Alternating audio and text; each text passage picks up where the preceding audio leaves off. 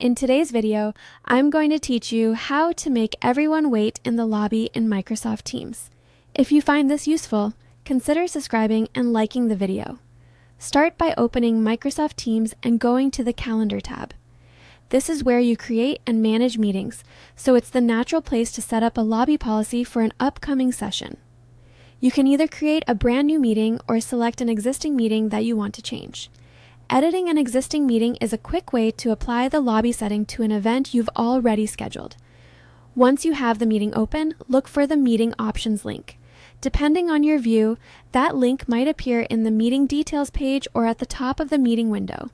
It can also sometimes open in a separate browser tab, so if a new tab appears, check there. The Meeting Options area is where Teams lets you control participant behavior before and during the call.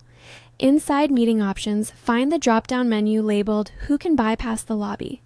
This is the setting that determines who joins directly and who waits outside the meeting until they're admitted. For full control, choose Only Me to ensure that only you can bypass the lobby.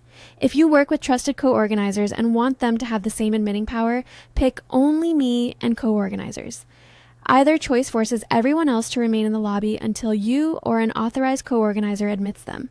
After you've made your selection, click Save to apply the changes.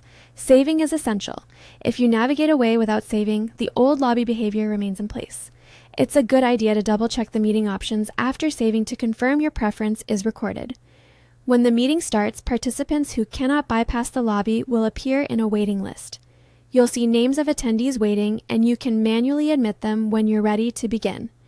Admitting participants one by one can help you control the start time, screen sharing, and who speaks first. If you plan to run a formal presentation, letting people wait until you're fully prepared gives a more professional start. A few quick tips.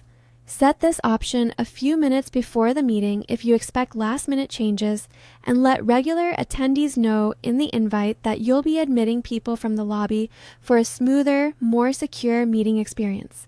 That's all there is to it. Controlling the lobby in Microsoft Teams is a simple way to manage meetings with